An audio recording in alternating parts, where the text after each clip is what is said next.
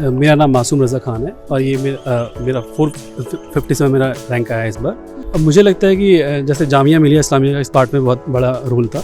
UPSC 2021 के परिणामों में कई ऐसी प्रेरणादायक स्टोरी सामने आ रही हैं और ऐसी ही एक स्टोरी है मासूम रज़ा खान की, जिन्होंने यूपीएससी में 457 रैंक हासिल की है। किस तरीके की आपकी स्टोरी है और कैसे आप इंस्पायर हुए, कैसी पूरी जर्नी रही आपकी, नाम बता। मेरा नाम मासूम रज़ा खान है और ये मेरा 457 मेरा रैंक आया है इस बार। जी। और मेरा जो तैयारी है पूरा वो जामिया आरसी से हुआ है। जी। और अपने बैकग्राउंड के बारे में थोड़ा। मैं बिहार से बिलोंग करता था, मतलब करता हूँ बेसिकली। मैं सीतामढ़ी में पैदा हुआ, लेकिन मेरी पूरी पढ़ाई दिल्ली में हुई। जी। और मैं दिल्ली में सरोजनी नगर में ही एक स्कूल है, Ratanchand Arya Samaj school, primary schooling मेरी वहाँ से हुई। उसके बाद वहीं पे एक और दूसरा स्कूल है, Vinaynagar Bengali senior secondary school, तो वहाँ से मेरी 12th तक पढ़ाई हुई। उसके बाद ग्रेजुएशन में मैंने मैकेनिकल एंड ऑटोमेशन इंजीनियरिंग में बीटेक किया गुरु गोविंद सिंह इंद्रप्रस्थ यूनिवर्सिटी से, और मेरा college northern India engineering college है। उसके बाद मैं थोड़ा टाइम तक पढ़ाया। उसके बाद मैंने यहाँ पर पीटी की रिजल्ट के बेस पर जामिया मेरा एडमिशन हो गया। घर में कौन कौन है, किस तरीके से आपको प्रेरणा मिली कि यूपीएससी करनी है?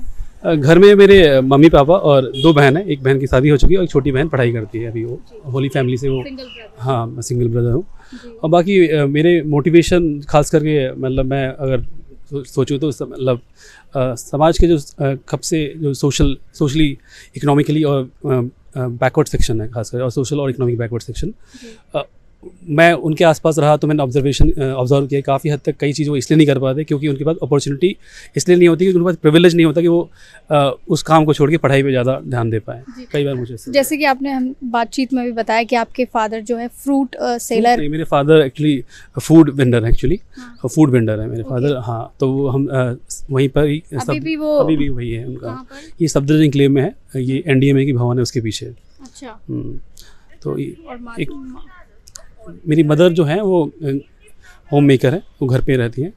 जी। यूपीएससी की पढ़ाई करने के लिए एक पूरी तरीके से डेडिकेटेड होना पड़ता है, एक पूरा उस तरीके से एनवायरनमेंट चाहिए होता है। जैसा आप बता रहे हैं कि काफ़ी परेशानियां थी, इकोनॉमिकली भी उस तरीके से सक्षम नहीं थे, फिर कैसे आपने वो चुनौतियां पार की, वहाँ से यहाँ तक का कैसे सफ़र? अब मुझे लगता है कि जैसे जामिया मिलिया इस्लामिया का इस पार्ट में बहुत बड़ा रोल था, क्योंकि इकोनॉमिक प्रॉब्लम जो भी थी वो जामिया की वजह से मुझे ज़्यादा फील नहीं हुई, क्योंकि यहाँ पर एक ऐसी अपॉर्चुनिटी थी कि आप आराम से रह के सही से पढ़ सकते हैं। और आप कोई भी समाज, खास करके इकोनॉमिकली वीकर सेक्शन के लिए बहुत अच्छी जगह है ये, कि उनको एक अच्छा अपॉर्चुनिटी मिलता है कि वो आके बैठ के पढ़े और आपकी ज़्यादा पैसे की ज़रूरत भी नहीं होती यहाँ पर। जी। जिस तरीके से आप घर में एक ही लड़के हैं, आपकी 2 बहनें थीं, तो घर की भी जिम्मेदारियाँ रही होंगी, पापा भी जैसे फूड की स्टॉल लगाते हैं, तो आप कैसे अपनी पढ़ाई और घर में अपना कंट्रीब्यूशन मैनेज करते थे? कभी उन्होंने ऐसे मुझे इस बात के लिए नहीं बोला कि आप तुम अभी कुछ कंट्रीब्यूट करो। उनका ये था कि तुम पढ़ो, और उनके पास था कि मतलब मेरी बहन की शादी हो चुकी थी, तो ज़्यादा ऐसा कोई खास रिस्पॉन्सिबिलिटी नहीं। कभी खुद ऐसा लगता है जब हम देखते हैं घर में कि थोड़ी तो है ही, तो लगा तो बीच में, जैसे मैंने कुछ टाइम तक पार्ट टाइम विजन आईएएस में काम किया था मैंने वहाँ पे। विजन आईएएस जो है करोल बाग में, तो वहाँ पर मैंने कॉपी इवोल्यूशन में, और उनका एडहॉक बेसिस पे और भी काम होते हैं जैसे काउंसलिंग वगैरह, वो मैं करता था वहाँ पर। तो उससे मैं अपना एटलीस्ट जो मुझे थोड़ी बहुत जो ज़रूरत होती थी मैं पूरा हो जाता था उससे मेरा। जी। जैसे कि आपने बताया सफदरजंग एन्क्लेव में आपके फादर फूड स्टॉल लगाते हैं, कितने साल से लगा रहे हैं? क्या आपने कभी वहाँ जाकर उनकी मदद की? हाँ, 1990 आई थिंक 4 से कर रहे हैं पापा मेरे, और मैं काफ़ी हद तक उनकी, मतलब पहले तो काफ़ी जाता रहता था, बीच बीच में अब जैसे बहुत कम टाइम मिलता है, पर फिर भी मैं जाता हूँ वहाँ पर। कोचिंग के दौरान भी आप वहाँ जाते हैं? हाँ, मतलब अभी भी जाता हूँ मैं, मतलब उनको बताने थोड़ा जैसे कुछ आइडियाज़ देने की आप कैसे और अच्छा इंप्रूव कर सकते हो, तो अभी भी मैं जाता हूँ वहाँ पर। जी। तो ये बहुत ही, जो लोग आपको सुन रहे हैं वो ये देख रहे हैं कि आप एक फूड के स्टॉल पे काम करते हुए आपने यूपीएससी क्रैक की है, तो उनको क्या कहेंगे जो इस तरीके के बैकग्राउंड से लोग हैं, या जो वो सोचते हैं कि हम नहीं कर सकते हैं, हमारे पास उस तरीके का नहीं है, ज़्यादा पैसे नहीं हैं, या हमारे पास वो अच्छी एजुकेशन कोचिंग नहीं है, या फैमिली की तरफ से वो सपोर्ट नहीं है? जैसे पहली बार तो जैसे मैं पूरा वहाँ पे डेडिकेटेड पूरा नहीं करता था, मैं कभी कभी चाहता था, जैसे मेंस है तो फिर उस टाइम नहीं गए, फिर टाइम मिला तो फिर गए, पहले जब मैं कॉलेज में था काफ़ी रेगुलर जाता था, लेकिन अब इतना नहीं हो पाता। लेकिन जैसे आपका सेकंड क्वेश्चन है कि कैसे जो ऐसे लोग हैं इकोनॉमिकली हाँ। वीकर लोग होते तो हैं, मुझे वो लगता है कि आप सबसे पहली बात तो लाइफ में क्लैरिटी होनी चाहिए, आपको करना क्या है। क्लैरिटी है, उसके बाद पे उसे फोकस रखे आप पढ़िए, और आप पढ़ेंगे और आप मेहनत से पढ़ेंगे सिंसेरिटी के साथ, तो मुझे लगता है रास्ते खुद बनते चले जाते हैं। लोग मिलेंगे आपको, और ऐसे लोग भी मिलेंगे, ऐसे बहुत संस्थान भी मिलेंगे जो आपको ज़रूर मदद करेंगे, जो आपको आगे बढ़ने में लेके जाएंगे। जैसे मेरे केस में जामिया हुआ, ऐसे बहुत से संस्थान हैं जो ऐसे बच्चों को हेल्प करते हैं, प्रोवाइडेड कि आप सीरियसली पढ़ रहे हो। बच्चों को भी पढ़ाते थे आप जैसे बता रहे हैं। हाँ, मैं एक्चुअली सरोजनी नगर में जैसे कॉलेज के टाइम पर काफ़ी हद तक मैंने वहाँ पढ़ाया। उसके बाद मैं अभी भी जैसे संडे जनरली जाता हूँ वहाँ पर बच्चों को। कौन से बच्चे? वहाँ पे आसपास में बहुत से ऐसे बच्चे हैं जहाँ मैं पहले रहा करता था, तो एक स्लम है, हाँ स्लम है वहाँ पर, तो वहाँ के काफ़ी सारे बच्चे हैं जो अब मैं उनको, जैसे मैं पार्ट 8 पास हुआ तो 7th के बच्चों को पढ़ाने लग गया। तो ये ऐसे मेरी आदत थी पढ़ाने की, तो उसकी वजह से मेरी जैसे GS भी इम्प्रूव हुई काफ़ी, तो आज मुझे वो UPSC में काफ़ी हेल्पफुल रहा हो। चलिए, जैसे कि आपने बताया कि RCA ने एक अहम रोल आप किरदार निभाया आपके इस सफ़र में, किस तरीके से आप देखते हैं इस रोल को, कितना इम्पोर्टेंट रहा और कितनी हेल्प की आपकी? मुझे लगता है कि जैसे RCA जैसे इंस्टीट्यूशन एक बहुत अच्छी इंस्टीट्यूशन है, और इनको और ज़्यादा सपोर्ट करने की ज़रूरत है, और अच्छी तरह से इनको संभालने की ज़रूरत है।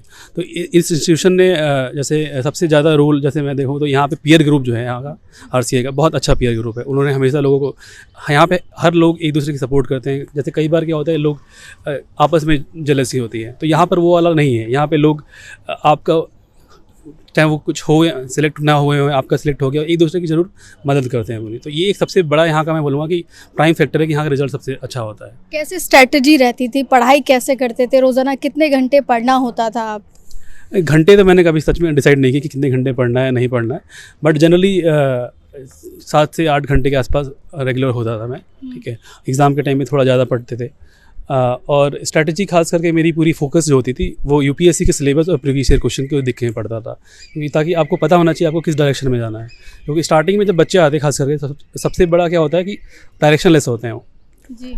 तो मेरा मानना है कि ना सबसे पहले जो बच्चे आए हैं तो उनको सिलेबस देखें और प्रीवियस ईयर क्वेश्चन देखें, और उसके बेसिस पे वो सही से पढ़ाई करें। उससे ये होगा कि वो एकदम एक रास्ता जो है कि इस रास्ते पे चलना है उनको पता रहेगा। अदरवाइज़ कई बार क्या होता है, कोचिंग में जाइए और हेल्प उतनी लीजिए जितनी आपको ज़रूरत है। ज़्यादा पूरा कोचिंग पे डिपेंडेंस ना हो, और कोचिंग पे पूरा डिपेंडेंस होंगे आप तो आप रास्ते से थोड़ा भटक सकते हैं। चलिए, ये रैंक आपने हासिल की है, क्या सेटिस्फाइड हैं और आगे क्या कुछ प्लानिंग है अब आपकी? मैं सेटिस्फाइड तो खैर नहीं हूँ मैं, क्योंकि मुझे ज़्यादा उम्मीद थी, बट मेरे अच्छे नंबर जहाँ उम्मीद थी वहाँ थोड़ा कम हो गया, जिसकी वजह से मेरी रैंक मुझे लगता है ख़राब हो गई। खास करके जैसे SA में मेरे GS में काफ़ी अच्छे नंबर थे, मतलब है मतलब खराब नहीं हुई है। हाँ मुझे लगता है कि, लेकिन जो मैंने उम्मीद की थी उससे कम से कम काफ़ी नंबर कम हो गए। अब आगे क्या है, क्या आगे प्लानिंग देखते हैं, अभी थोड़ा वेट करेंगे, फिर आके अगर दोबारा देना हुआ तो देंगे। अच्छा, चलिए, बहुत बहुत शुक्रिया हमसे बात करने के लिए। तो ये थे मासूम रज़ा खान, जिन्होंने बताया कि मेहनत ही सफलता की सबसे बड़ी सीढ़ी है। अगर आप मेहनत करते हैं तो कोई भी आपको आगे बढ़ने से या सफल होने से नहीं रोक सकता। Poonam Panauria, ABP news, Delhi.